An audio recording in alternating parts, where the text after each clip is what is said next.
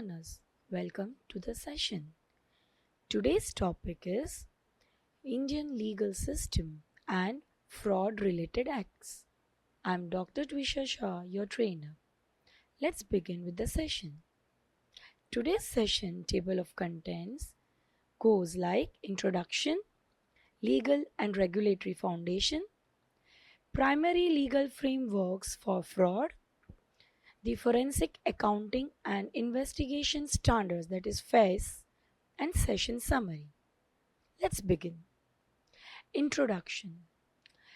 Financial fraud represents a persistent threat to economic stability, undermining trust among businesses, investors, and to the public.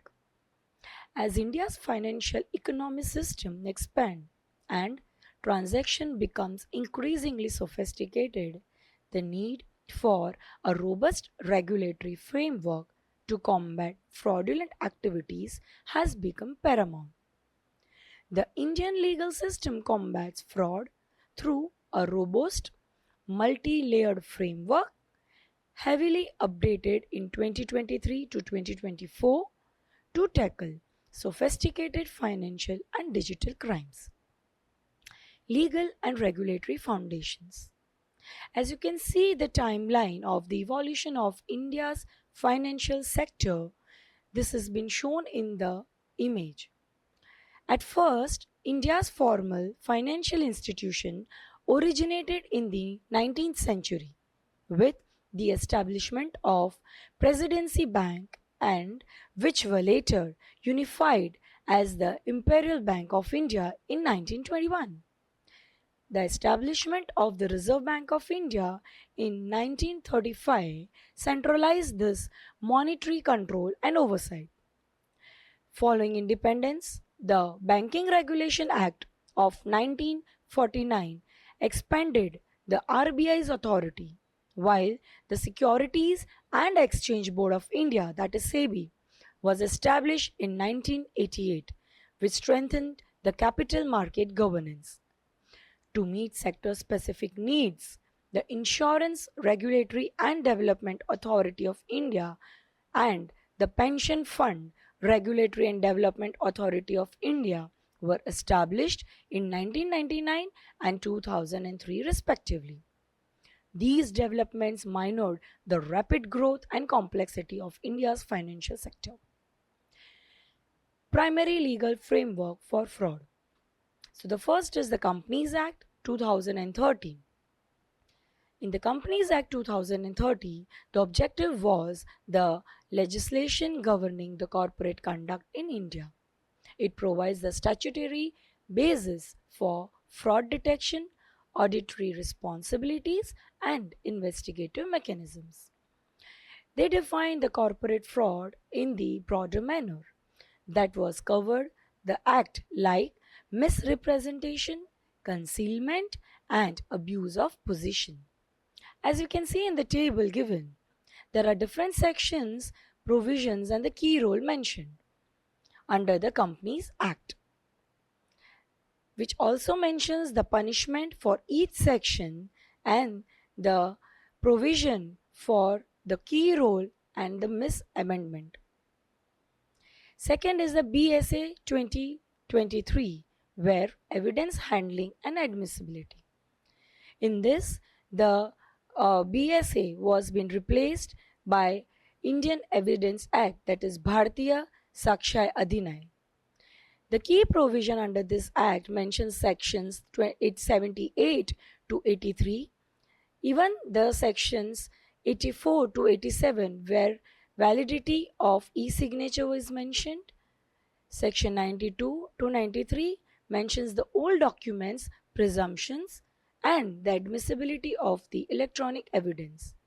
As a perspective of forensic auditive relevance, that ensures the acceptance of these digital evidence where the requirement of the proper documentation and chain of custody. Also, it supports the forensic reports in the court. Third is BNS, that is Bharatiya Nyaya Sanhita, which is replaced by IPC, Indian Penal Code. In this, the key provisions of them are Section 316, where the trust criminal breach of trust is mentioned very much clear in this section. In this section 317, the breach of banker or the agent. Section 318, where misappropriation has been mentioned. 320 to 323, cheating cases. 336, forgery. 344, falsification of accounts. And section 111, where organized cybercrime is already mentioned. So here the forensic auditing relevance goes like it provides a legal basis for the fraud prosecution that covers financial, corporate and cyber fraud used by the forensic audit reports and litigation. Next is the fourth, that is the Prevention of Money Laundering Act 2002, PMLA. The Prevention of Money Laundering Act 2002 is a legislation enacted by the Government of India to combat the menace of money laundering and to provide for the confiscation of property derived from or involved in money laundering. This act came into force on 1st of July 2005 and is administered by the Directorate of Enforcement, that is ED, under the Department of Revenue, Ministry of Finance. Basically, money laundering is a process through which an illegal fund, such as black money, is obtained from illegal activities and disguised as a legal money, eventually portraying it as a white money. The money laundering is passed on through various channels or phases and transfer it to make it illegal. There are several sections mentioned under PMLA like Section 3, Section 4 and Section 5. Next is Income Tax Act 1961. The Income Tax Act plays a pivotal role in forensic investigation involving tax evasion, undisclosed income, and shell entities. Forensic auditors often assist tax authorities and legal teams in identifying and quantifying the unaccounted wealth. The key provisions mentioned under this is Section 63, where unexplained cash credits is mentioned. Section 69, unexplained investments. Section 69A, unexplained money. Section 69B, where investment exceeding recorded amounts. Section 69C, where unexplained expenditures are already mentioned. Next is the sixth, that is Prevention of Corruption Act 1988, which was 2018. The Prevention of Corruption Act originated enacted in 1988 and later on it was been amended in 2018, which expands the scope of corruption offences to include private sector and introduced corporate criminal liabilities. It criminalizes the money laundering and requires reporting entities to maintain records and report suspicious transactions to the Financial Intelligence Unit, thereby aiding in the tracking of illicit funds. The key amendments include bribe giving criminalization, that is, individuals and entities offering undue advantage to the public servants are now punishable under Section 8. Corporate liabilities are clearly mentioned under Section 9, where commercial organization can be held liable if individuals associate with them engaged in bribery. Section 9 also mentioned the adequate procedure for the defense where company can defend themselves by demonstrating that they have adequate anti-bribery controls in place. Section 13 clearly redefined criminal misconduct is now limited to misappropriation and possession of disappropriate assets. Next is the Fugitive Economic Offenders Act 2018. This act targets individuals who evade prosecutions by remaining outside India and empowers authority to confiscate their assets. The key features include in Section 2 fugitive economic offender, which is defined as a person against whom an arrest warrant has been issued for a scheduled offense and who refuse to return to India. Section 2 also mentions the scheduled offenses. Section 5, where confiscation of the property includes both proceeds of crime and other assets, including Benami properties. Section 14, where bar on civil claims. They are prohibited from defending or initiating civil claims in Indian courts. Section 15, administrator appointment to manage and dispose of confiscated assets. Next is Banking Regulation Act 1949.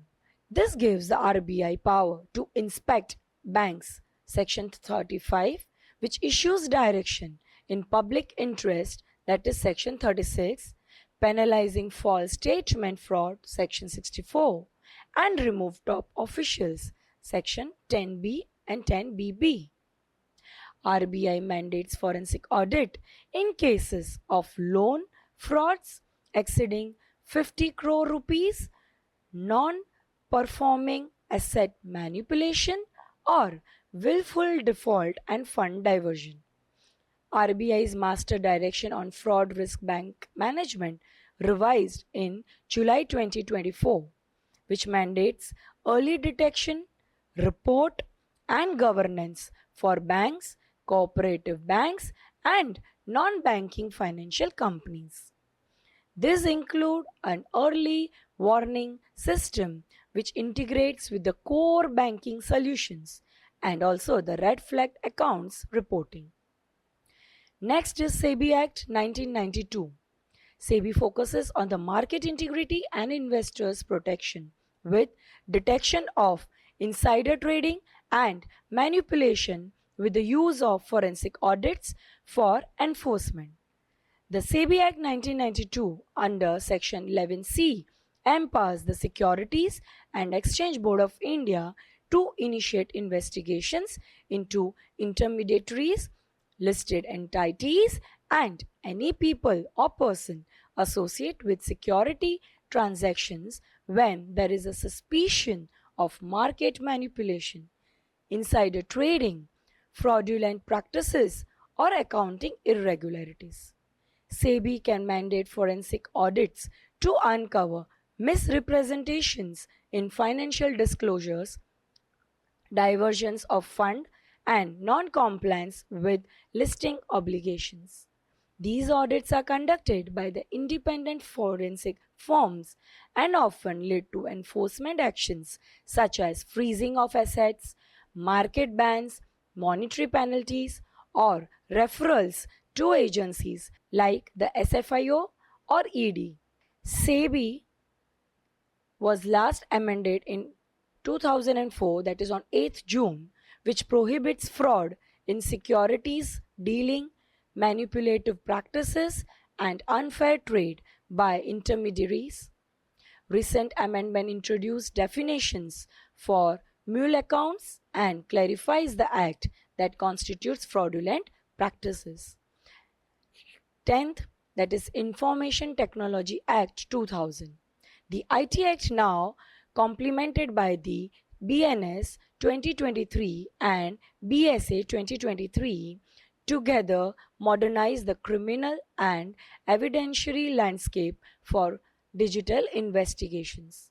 The IT Act 2000 remains the principal legislation governing cybercrime, electronic commerce, digital signatures, and data protection in India.